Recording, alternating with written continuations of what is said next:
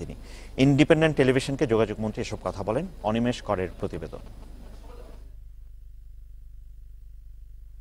দুর্নীতির অভিযোগ ওঠায় পদ্মা সেতু নির্মাণ প্রকল্পে অর্থায়ন স্থগিত করেছে বিশ্বব্যাংক। তবে যোগাযোগ মন্ত্রীর দাবি, প্রকল্পে কোনো অনিয়ম বা দুর্নীতি হয়নি। বিশ্বব্যাংক সুনির্দিষ্টভাবে কোনো অভিযোগ মন্ত্রণালয়কে জানায়নি বলেও দাবি করেন তিনি। প্রকল্পে তো বিশ্বব্যাংক সাহায্য স্থগিত করে দিল, এখন এই প্রকল্পের ভবিষ্যৎটা কোন দিকে যাচ্ছে? ভবিষ্যৎ উজ্জ্বলই আছে, ভবিষ্যৎ অন্ধকারে নাই। এখন যাদের টাকা তারা স্থগিত করেছে, এ বিষয়টি কেন করেছে সেটা তো আমরা জানতে চাই তাদের কাছে। সুনির্দিষ্টভাবে আমাদেরকে বলুক। আমি তো যোগাযোগ মন্ত্রী, আমার কাছে তো এখন পর্যন্ত সুনির্দিষ্ট কোনো অভিযোগই তারা উত্থাপন করতে পারেননি। বাতাসের উপরে আপনারাও কথা বলছেন, বাতাসের উপরে ওয়ার্ল্ড ব্যাংকও কথা বলছে। সেতু প্রকল্পের তদারকির জন্য প্রাক নির্বাচনী তালিকায় থাকা কানাডার অবকাঠামো নির্মাণ প্রতিষ্ঠান এনসিসি লাভালিনের বিরুদ্ধে দুর্নীতির অভিযোগ ওঠে। এ বিষয়ে কথা বলেন যোগাযোগ মন্ত্রী।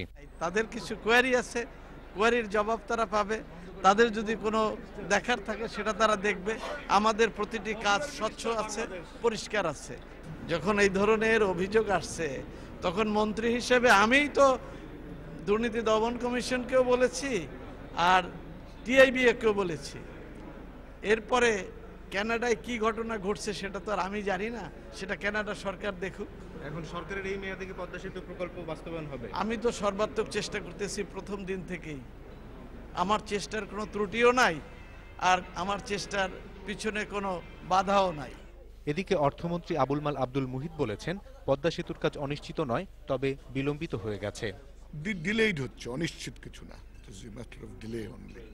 এই সরকারের আমলে কি তাহলে হবে স্যার? হ্যাঁ, এই সরকারের আমলে পদ্মা সেতু হবে নিশ্চয়ই। এটা অ্যাটলিস্ট আমরা শুরু করব। $290 কোটি এই সেতু প্রকল্পে বিশ্বব্যাংক একাই $120 কোটি দেওয়ার প্রতিশ্রুতি দিয়েছিল।